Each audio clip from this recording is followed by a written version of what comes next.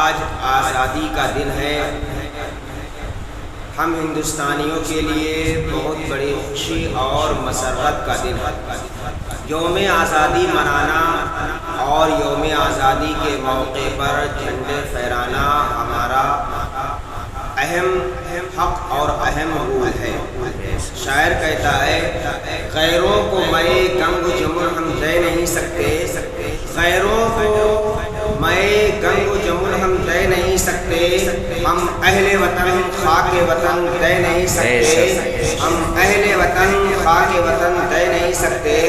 بھارت تو بڑی چیز ہے، کیا دیں گے کسی کو، ہم چین کے مردوں کو کفن دے نہیں سکتے۔ اس ہندوستان کی تعریف کرتے ہوئے حضرت علامہ ڈاکٹر اقبال یوں لکھتے ہیں، سارے جہاں سے اچھا ہندوستان ہمارا، سارے جہاں سے اچھا ہندوستان ہمارا، ہم بلبلیں ہیں اس کی یہ گلستاں ہمارا۔ میری ملت کے نوجوانوں، ہندوستان ایک ایسا قدیمی ملک ہے جس کے بارے میں تاریخ بتاتی ہے کہ سب سے پہلا انسان جسے ہم اور آپ حضرت آدم علیہ السلام کہتے ہیں، ان کو اللہ تبارک و تعالیٰ نے جنت سے نکال کر کے جب دنیا میں بھیجا تو ہندوستان ہی بھیجا۔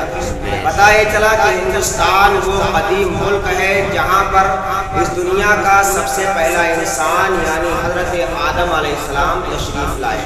میرے پیارے، ہندوستان کی روانی اور ہندوستان کی سبز و شادابی کو سن کر کے دوسرے ملک کے لوگ اسے دیکھنے کے لیے آتے تھے اور اسے سونے کی چڑیا کہتے تھے۔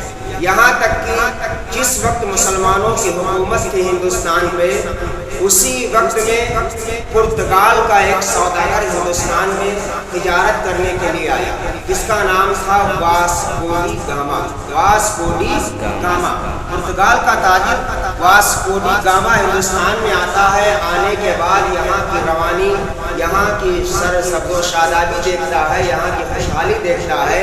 جب تجارت کر کے واپس جاتا ہے، وہاں پر شورا کرتا ہے تو وہاں کے بہت سے تاجر آتے ہیں، یہاں تک کہ آسٹریلیا کے بھی تاجر آئے اور کئی جگہوں کے برطانیہ کے تاجر آئے۔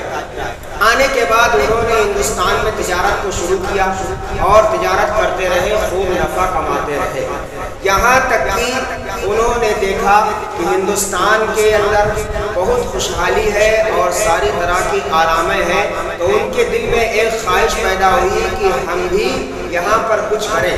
دوسری بات انہوں نے دیکھی کہ یہاں پر جو راجگان تھے ان کے اندر افراتفری مچی ہوئی تھی، تو اس افراتفری کو دیکھ کر کے انہوں نے موقع کا فائدہ اٹھایا۔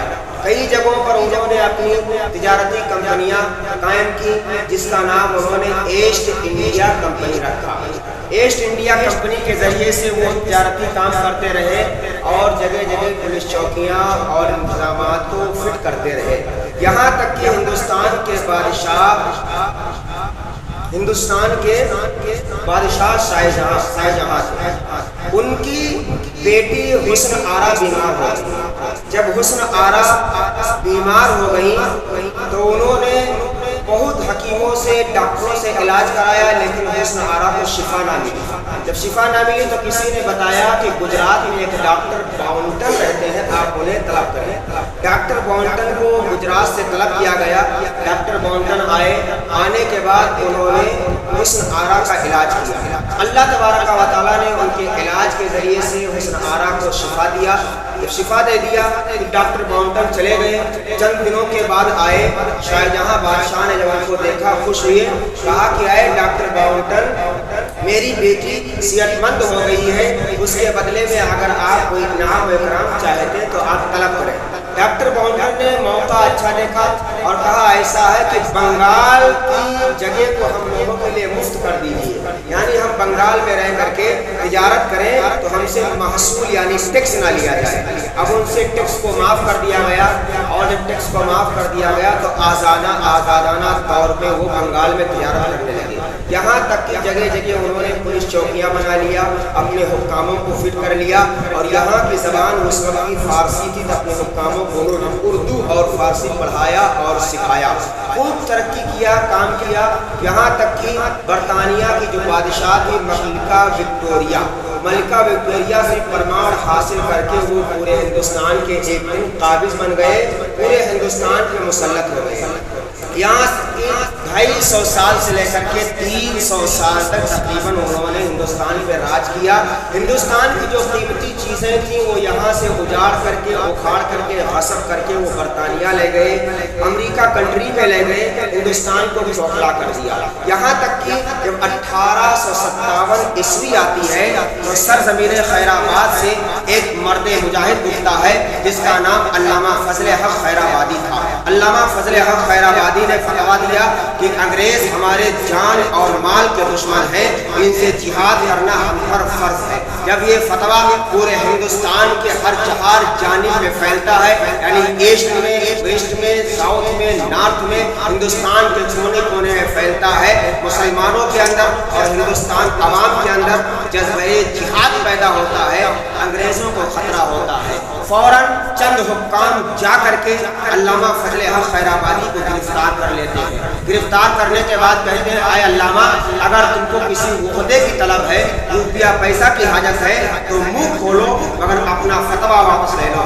اس مرد قلندر نے کہا کہ جان تو دی جا سکتی ہے مگر وطن سے غداری نہیں کی جا سکتی ہے۔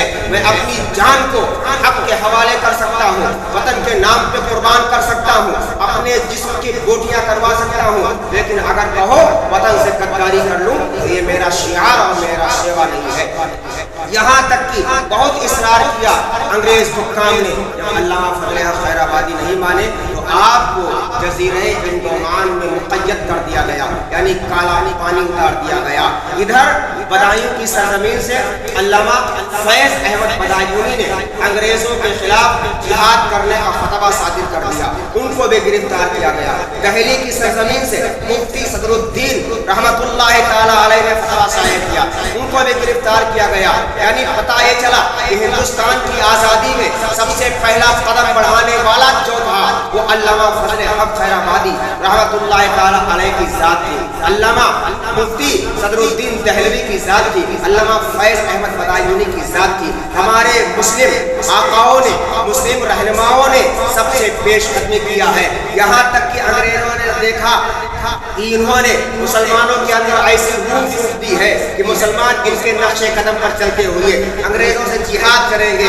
تو انگریزوں نے کیا کیا تھا؟ مسلمانوں کو قتل کرنا شروع کیا تھا، عوام کو نہیں بلکہ علماء کو۔ تاریخ بتاتی ہے لکھنؤ سے لے کر کے دہلی تک، دہلی سے لے کر کے بمبئی کی سرحد تک کوئی ایسا پیڑ نہیں تھا جس پیڑ پہ 2 یا 3 یا 4 یا 5 لاشیں علماء کی نظر نہیں ہو۔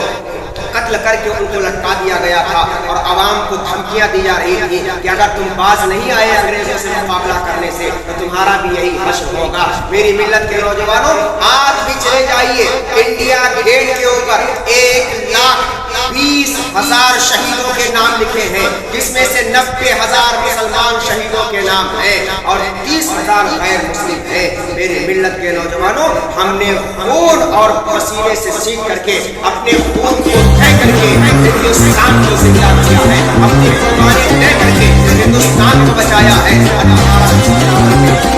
آزادی شروع ہوتی ہے 90 سال